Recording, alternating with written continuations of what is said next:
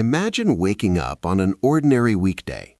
You sip your coffee, casually check your investment account, and something doesn't add up. While you were busy working a full day yesterday, your money quietly earned more than your paycheck. Not once, not by luck, but again, and it's starting to happen more often. That moment, when your money begins to outwork you, has a name. Almost no one talks about it, and once you understand it, the way you see work, money, and freedom will never be the same. Chapter 1. The Invisible Line Most People Never See. Most people grow up believing there's only one financial path: work, earn a paycheck, pay bills, repeat, month after month, year after year. Eventually, retirement shows up like a finish line you hope you're strong enough to reach. But hidden beneath this familiar routine is an invisible metric almost no one measures, and that's the problem. There are two financial forces quietly shaping your life right now. The first is obvious: your expenses, what it costs you to exist. Housing, food, transportation, insurance, subscriptions, entertainment, everything that quietly drains your account each month. This number feels fixed to most people, like gravity, something you work around, not something you question. The second force is far less visible: your investment income, the money your money makes, dividends, interest, market growth. For most people, this starts near zero, which is why it's ignored. A few dollars a month doesn't feel like a force, it feels like noise. But here's the mistake almost everyone makes. They assume these two lines move at the same speed. They don't. Your expenses usually rise in a straight, predictable way: lifestyle inflation, bigger homes, nicer cars, more little monthly payments that don't feel dangerous on their own. Investment income, on the other hand, doesn't grow linearly. It grows exponentially, slowly at first, painfully slowly, so slow that most people quit before it ever gets interesting. But if you stay consistent, if you keep investing, the curve bends, and once it bends, it starts accelerating. The XOI point is the exact moment when those two lines intersect, when what your investments generate in a year is greater than what it costs you to live. Not theoretically, not someday, mathematically. At that moment, work stops being a necessity. It becomes a choice. Most people will work for decades without ever realizing this line even exists. They don't track it, they don't calculate it, so they never aim for it. They're running hard, but without a destination. And that's what makes the XOI point so dangerous, in a good way. Once you see it, you can't unsee it. Money stops being something you earn and spend. It becomes something you deploy. In the next chapter, we'll put real numbers on this idea and break down exactly how this point is calculated, so it stops being abstract and starts becoming personal. Chapter 2. The Number That Changes Everything. Once you understand that the crossover point exists, the next question becomes unavoidable. Where is mine? This is where things get uncomfortable, because clarity removes excuses. The crossover point isn't a mindset, it's not a motivational quote, it's a number. And that number comes from one simple reality: how much it costs you to live. Start there. Not what you think you spend, not what you wish you spend, what actually leaves your account every month when life happens. Rent or mortgage, food, transportation, insurance, subscriptions, fun, the boring stuff, and the quiet leaks. When most people finally add it up honestly, they're shocked. The number is usually higher than they imagined. And that's not a failure, it's awareness. Once you have your annual expenses, the math becomes surprisingly clean. There's a long-standing guideline in personal finance called the 4% rule.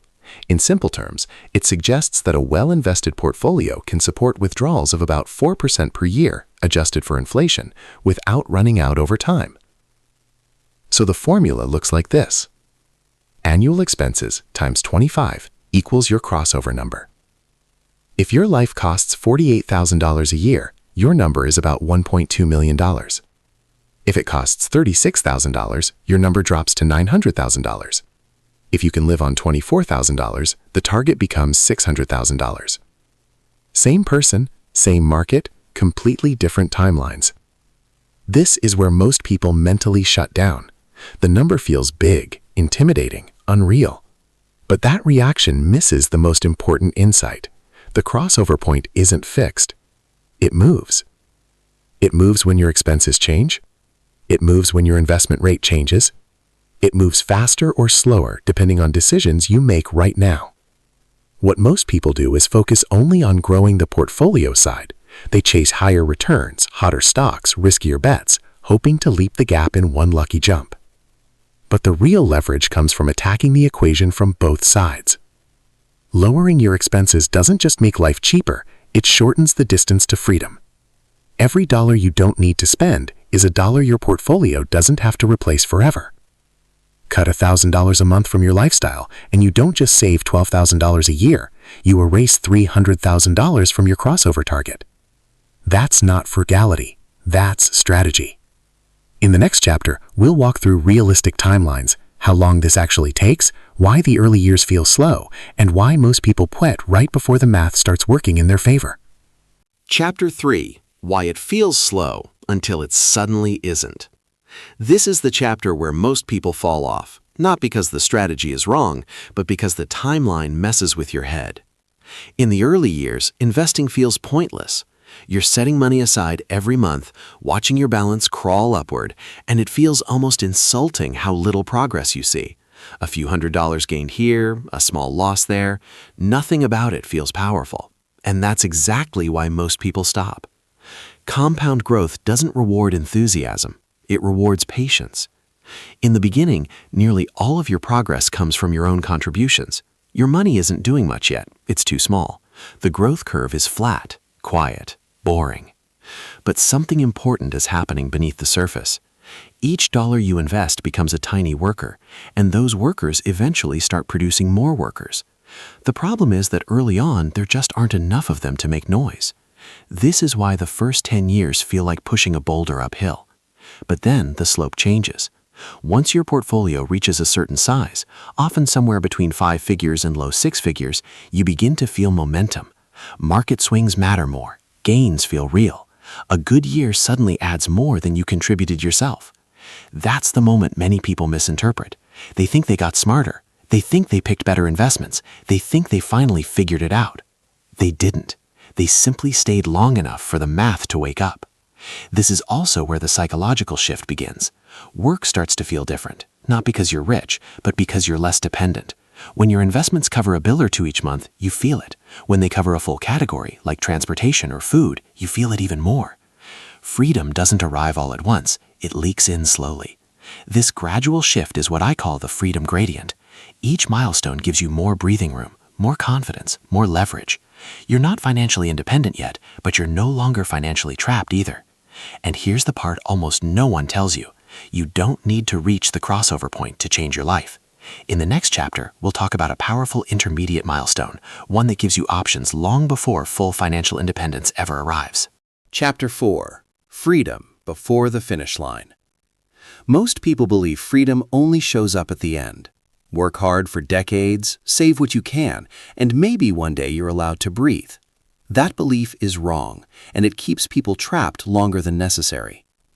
There's a powerful milestone that sits before the crossover point, and understanding it changes how you approach work, stress, and life decisions long before full financial independence arrives. This milestone is often described as coasting. Here's the idea. At some point, your invested money becomes large enough that, if you never added another dollar, time alone would carry it to your crossover number by a traditional retirement age. The growth engine is already running. You've already built enough momentum. From that moment on, every dollar you invest is optional. That doesn't mean you stop working. It means your relationship with work changes. You're no longer working for retirement. You're working because you choose to. This is where options explode. You can take a lower-paying job that doesn't drain you. You can reduce hours. You can start a business without panic. You can walk away from toxic environments without fear. Nothing magical changed in your lifestyle. What changed is risk tolerance. When your future is mathematically secured, your present becomes flexible. This is why people who reach this stage often describe a sudden drop in anxiety. They still have responsibilities, they still have goals, but the background fear, the quiet pressure to never mess up, fades. And here's the part that really matters. Most people could reach this stage far earlier than they think if they understood how the crossover equation actually works. Instead, they burn themselves out trying to sprint the entire race. They assume the only way out is maximum income, maximum stress, maximum sacrifice, forever. So they quit early, deciding the whole thing is unrealistic. But the truth is more nuanced. You don't need to win the game all at once. You just need to tilt it in your favor. The crossover point isn't a cliff, it's a slope, and every step up that slope gives you more control over your time, your energy, and your decisions. In the next and final chapter, we're going to talk about the biggest threats to this path: market crashes, inflation, fear, and why understanding the crossover point actually makes those risks less dangerous, not more. Chapter 5. Why this path is safer than it feels. At this point, a reasonable voice in your head might be saying, "This sounds good on paper, but what about reality?" Market crashes, recessions, inflation, job loss, political chaos, black swan events. The world doesn't move in smooth lines, so how can a long-term financial plan survive in a messy, unpredictable system? This concern is valid, and it's exactly why the crossover point matters. Most people experience market volatility as pure fear because they don't know what they're measuring. They watch balances go up and down with no context, no framework, no anchor. Every dip feels like danger. But when you understand the crossover point, volatility changes meaning. During the accumulation phase, market crashes are not setbacks, they're discounts. As long as you're still investing, still earning income and adding to your portfolio, you are a buyer, not a seller. When prices drop, your money buys more future income. That's not theory, that's arithmetic. Historically, major market declines are not rare events, they're routine. On average, significant downturns happen every few years, and yet over long periods, the market has continued to rise because human productivity keeps expanding. The average long-term return already includes wars, recessions, inflation spikes, bubbles, and crashes. Those aren't exceptions, they're baked into the math.